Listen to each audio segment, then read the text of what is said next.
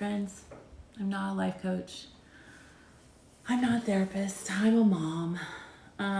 Yesterday, you can see the vestiges of what was left behind. We had our very first birthday party for my 13-year-old daughter. I've never celebrated birthdays in all my 49 years, and neither has my husband. And I want to have a discerning heart when it comes to my family, because that's something that, as was such a fighter for the Watchtower Bible and Tract Society Corporation. I fought for this corporation and its beliefs, and it kind of didn't ever allow me to be a part of my family, because I was always seeing my husband as the enemy. And that made it very difficult to have both witnesses or people that were not witnesses in our lives. One, because I didn't want, quote, worldly people in my life, right? Because we're encouraged as Jehovah's Witnesses not to. And people who were Jehovah's Witnesses were very uncomfortable with my husband. I had a good friend.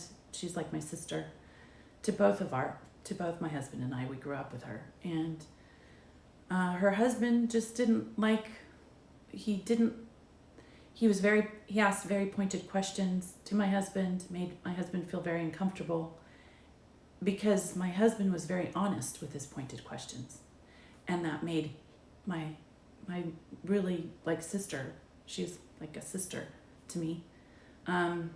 Growing up, her husband very uncomfortable. So that was it. She was not allowed to associate with us. And I have friends, but I'm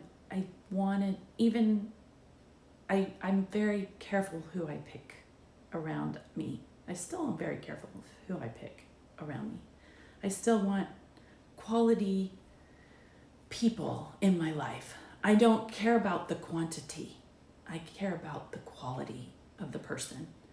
And you can have all sorts of people. They could have lots of money. They can be very educated. They could be, quote, spiritual, right? They have a lot of understanding of the scriptures in the way it should,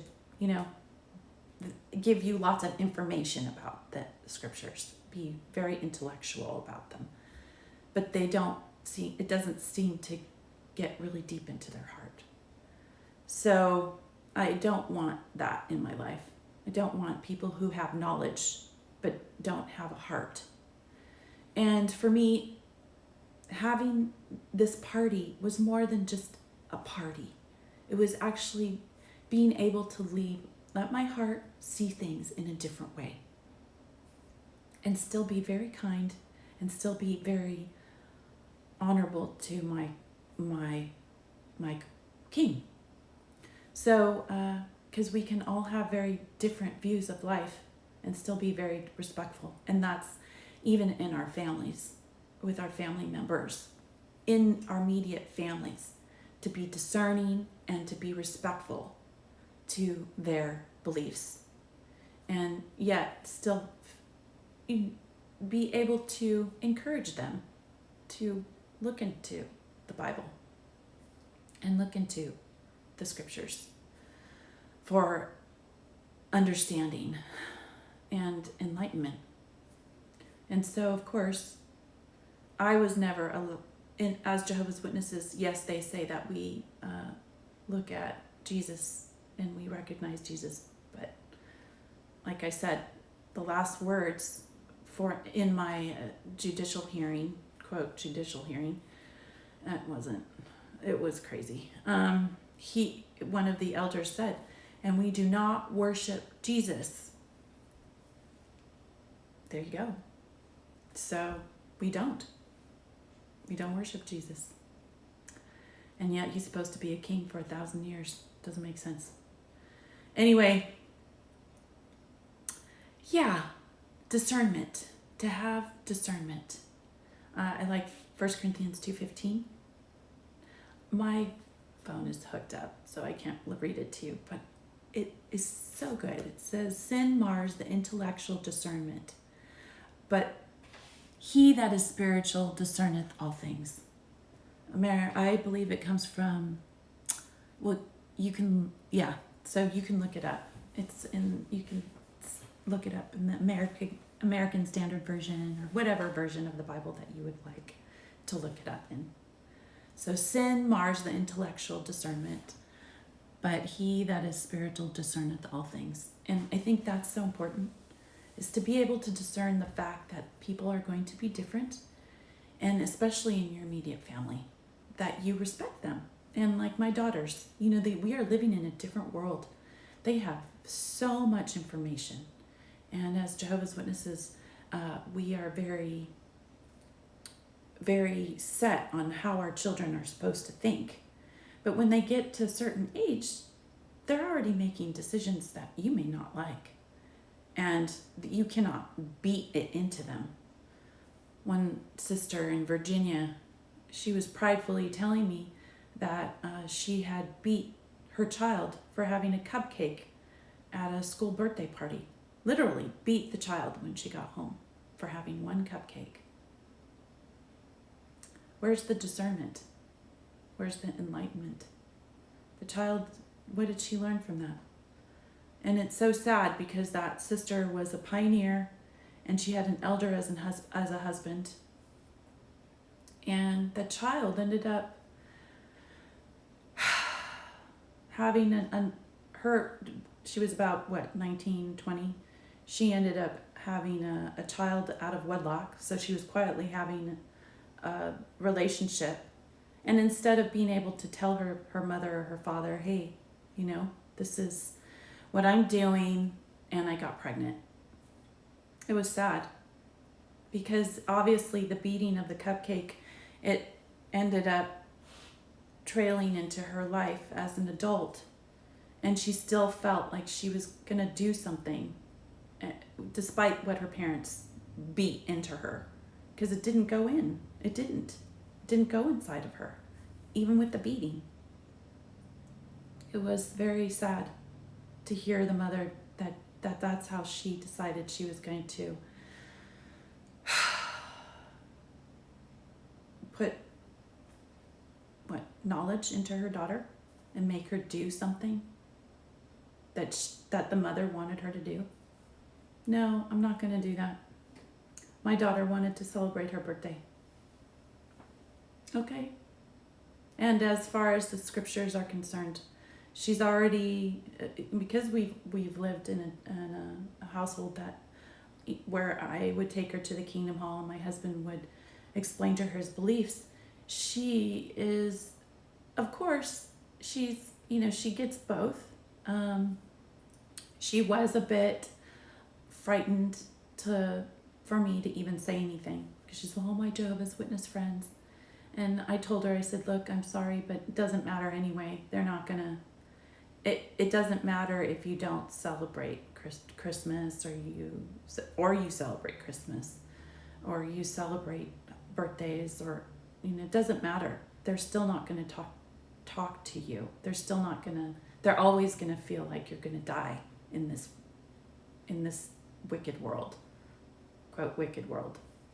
So it's never going to matter. You're never going to make anybody happy if you don't make yourself happy. And that's what I'm learning even as an adult, because I still feel very childlike. And I'm trying to just learn. I'm going to make mistakes along the way, but that's okay, because I'm learning in a different way, not the way that the organization has so abusively dealt with individuals. And individuals have different circumstances in their families.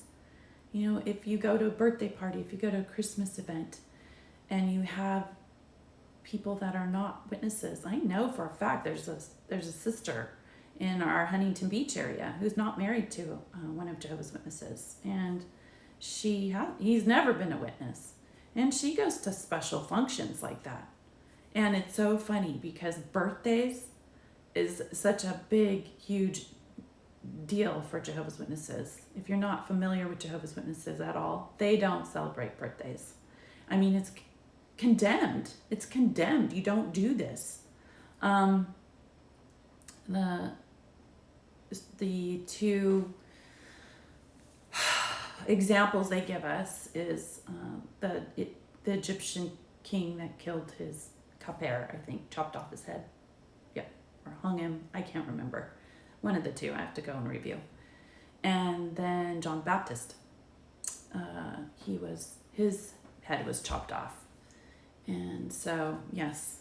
So these are the two examples in the scriptures that they use as examples not to celebrate birthdays. But I think there's always been individuals in families that there's discernment that's needed, because not everybody is going to believe the way you do. And so you have to, what's more important? I think it's always our family unit, right? Our family unit, and being discerning. There are certain things that I don't feel comfortable with. I've told my family.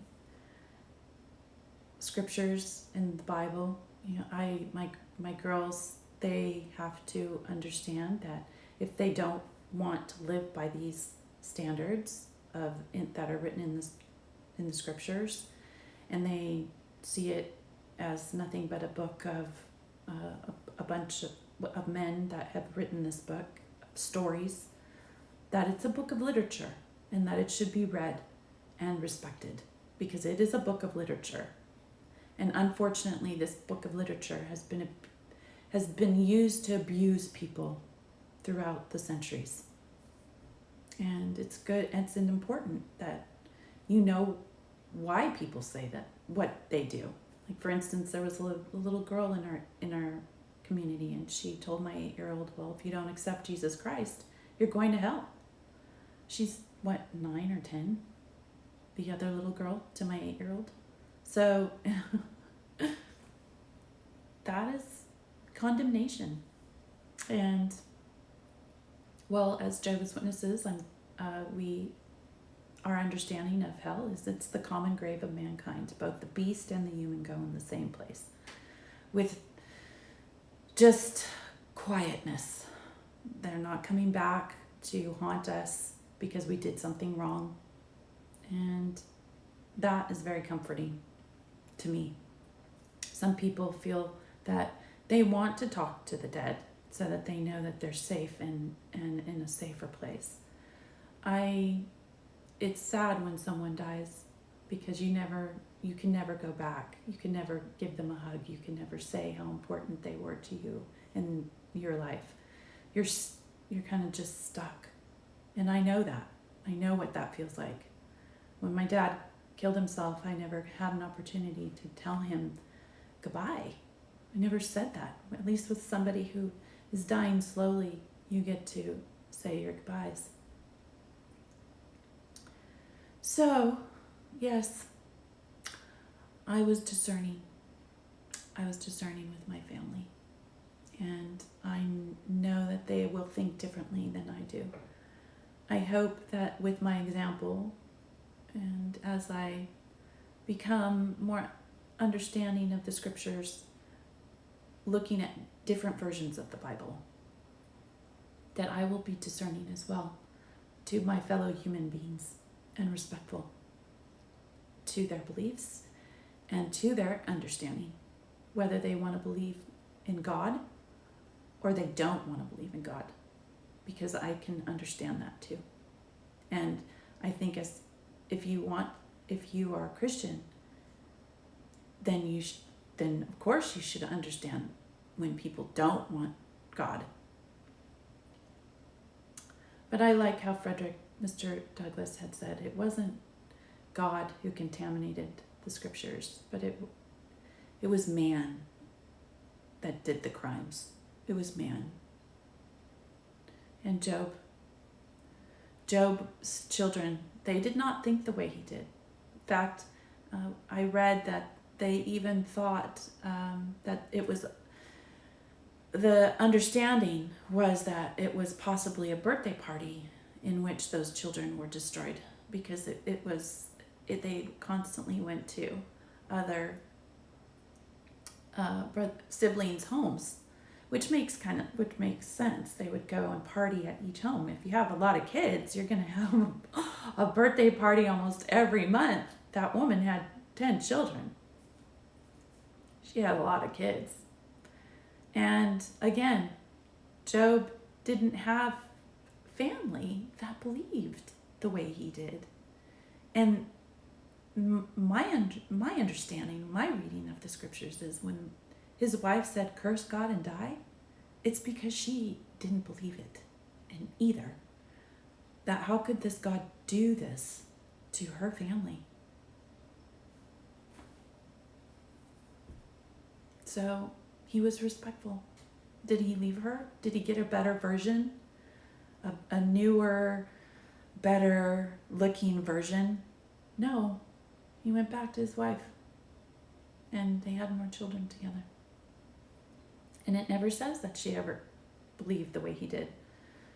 And I admire her for going back to him, because the same could be said for her. She didn't have to go back to that man, because he was a man that believed a way that was very contrary to hers. Curse God and die. And yet he still loved her. And never as Jehovah's Witnesses do we ever think those children won't come back in a resurrection. Never. Not ever. We always feel that they will come back. But they may come back, and they will not believe the way that Job believed. They will have to see it for themselves, right? And it's the same with his wife. So there are a lot of things that we don't understand, and that's okay. Love. Love. Obscure things that we cannot understand intellectually. Discernment. Be discerning and love your family. And that's what I'm doing. So that was my little spiel for happy birthday. And we had a wonderful day. I didn't know what I was doing. I had good friends. We had some friends over, wonderful woman friends that helped, because I was like a fish out of water. And they did the little candle thing, and they lit it, and they told me that you're not supposed to put candles on too long because the wax will start melting. They were pros. They took care of it. And I had a wonderful sister-in-law who brought healthy food for us, and we had pizza and cake, and we pigged out on our cake, and I had a marvelous time. It was beautiful. We played outside, the kids played outside, and they were kids, and no alcohol. We still had fun. So, for me, it's no alcohol, because we have fun without it, and I am a little sensitive to it. And that's what I appreciate about having different people in your lives.